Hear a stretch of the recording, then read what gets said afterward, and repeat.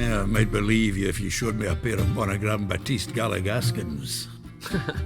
More likely, you just say I stole them. Dimwits.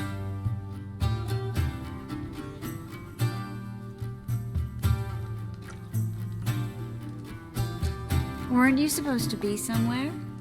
Yeah. All right. Where'd you agree to meet? By the huntsman's cottage. He's had a soft spot for me. He could sense I was a family man. A man of peace. Good-natured, like himself.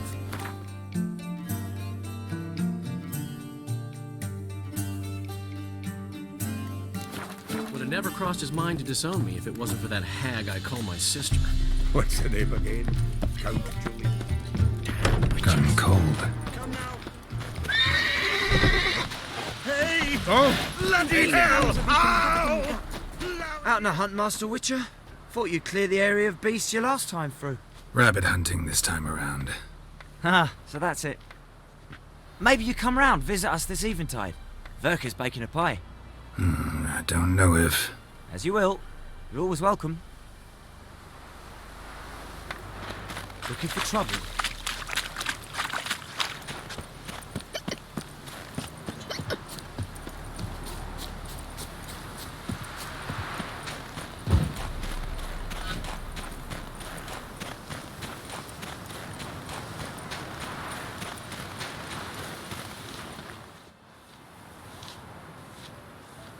She's gone. Mad she had to wait. No, eager to roam the fields. Prepared the cover scents and oiled the jaw traps all by herself. Make a good hunter, wouldn't she? Nah, too impatient, that one. Probably snatching rabbits barehanded, putting them in the traps because they're too slow to step in themselves. Where'd she go? Not far, over yonder. Farewell.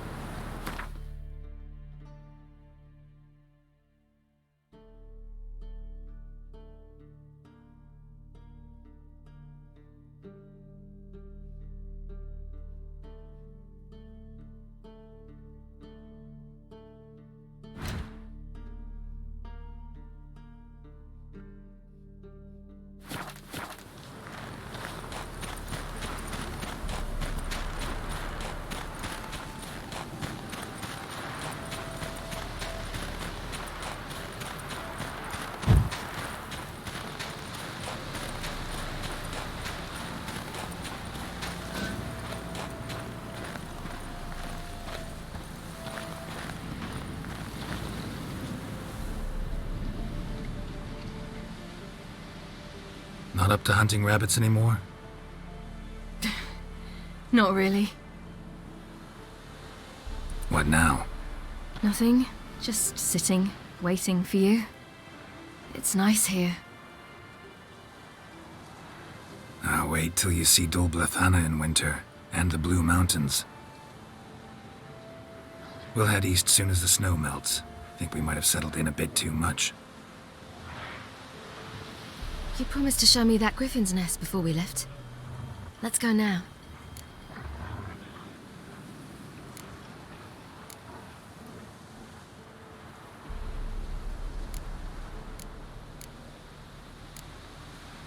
You actually interested? Absolutely. You said it yourself. A royal griffin's a rare sight. Not that rare. Venture to say we'll have to slay a couple more before we get back to Kaer Morhen. But if you want to see the nest, it's just up the hill. Come.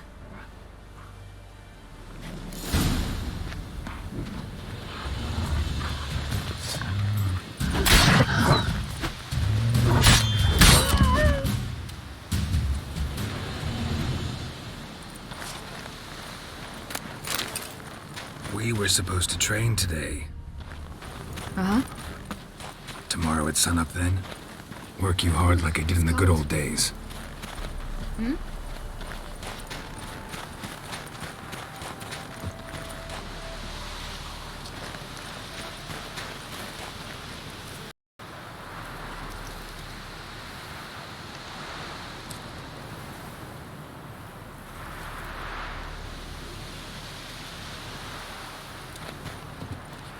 It's cold.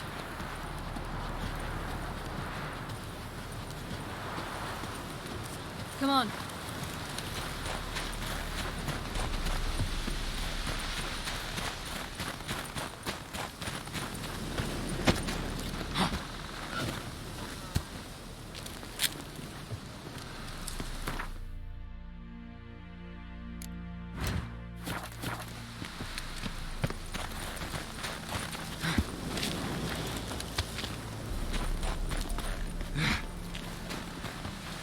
Yeah.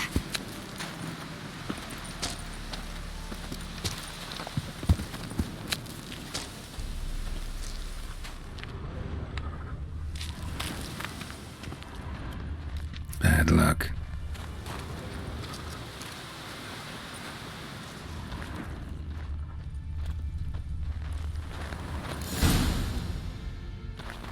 Careful now. This is no time for you to lecture me. Ciri, wait. There's something in there. We really don't need to play hare and hounds. Ciri!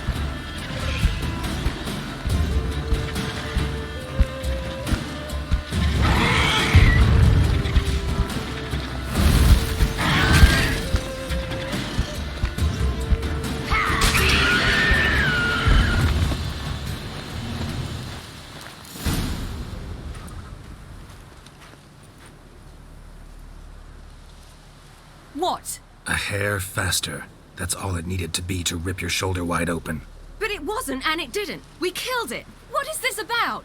You're angry, wanted to unload. But be that careless and next time. Don't you understand? There won't be a next time. Ciri, what are you talking about? I'm sorry, it's not a good time. Wanna head back?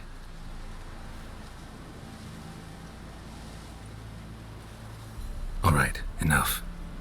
Let's go fishing.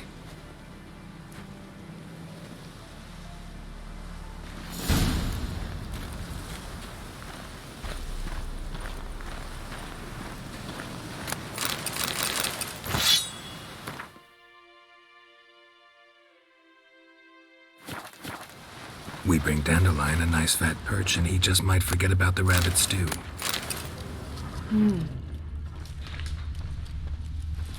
Shame he didn't come along. Gerald?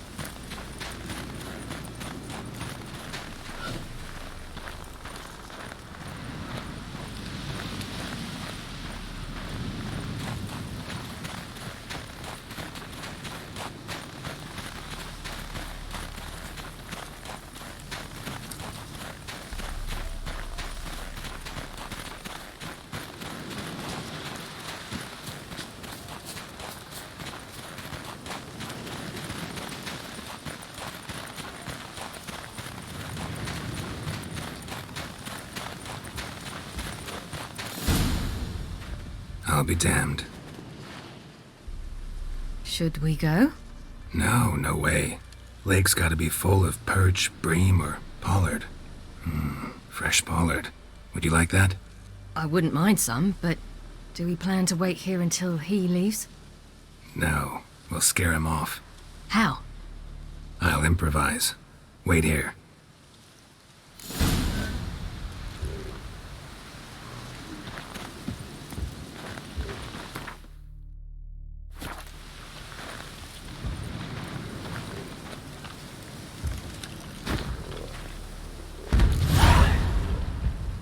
Come on, show you something.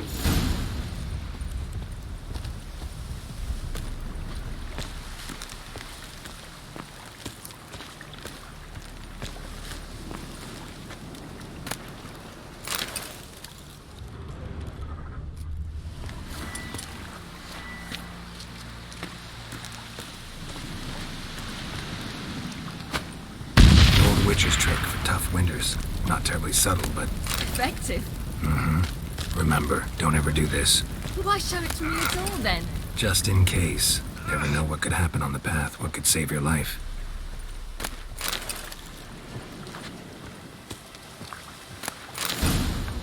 All right, let's go. Who taught you that?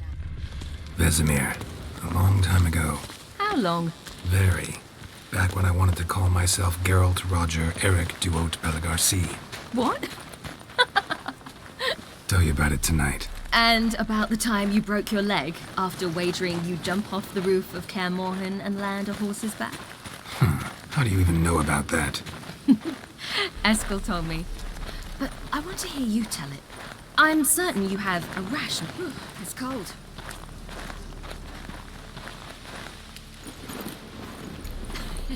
You never gave me piggyback rides at Kaer Morhen, remember? Vesemir was the only one willing.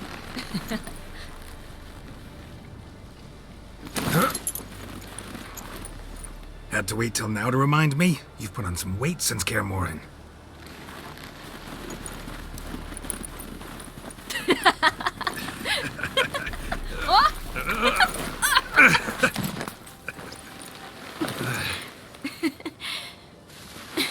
Hey.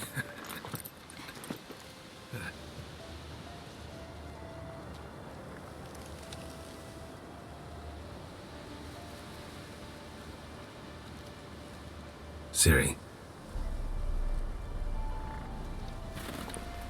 We should get back.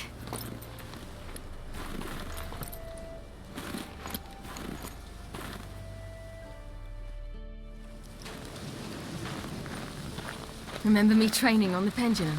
How I feared I'd never manage, yet you forbade me from giving up. I was black and blue practically all the time. That pendulum was a nightmare. How can I forget?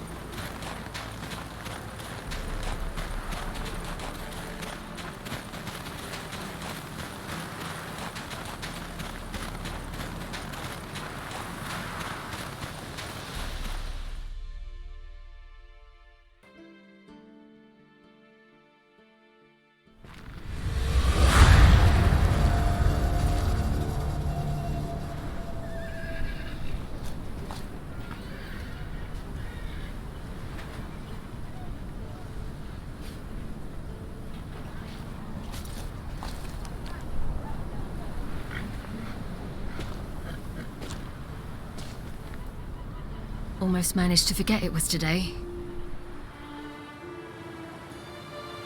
They're here for me, Gerald. I'm going to Nilfgaard, to Emir.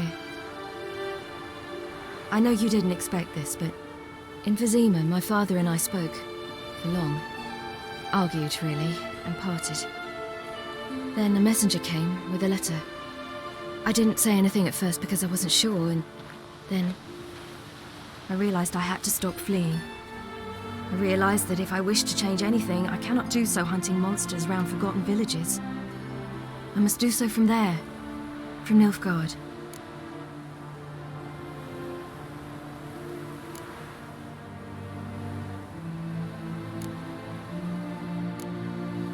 Is this what you want? Yes. You're not trying to stop me. Take me to the Blue Mountains by force. Traveled half the world to find you, but I never intended to force anything on you. I know. You'll be fine. You're a witcher. We needn't say goodbye.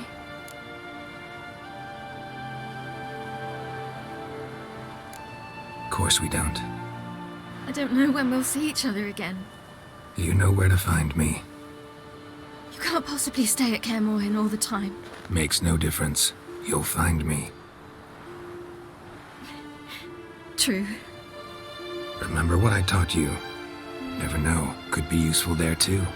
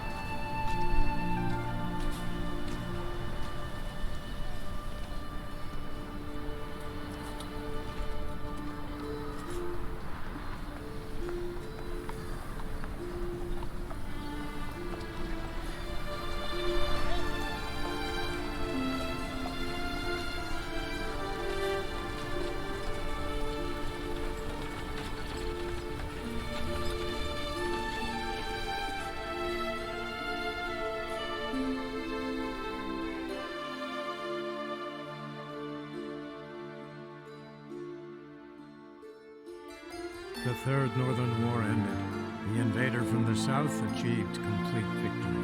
Robbed of Radovid's tactical genius, the Northern realms could not withstand Emir's countless legions.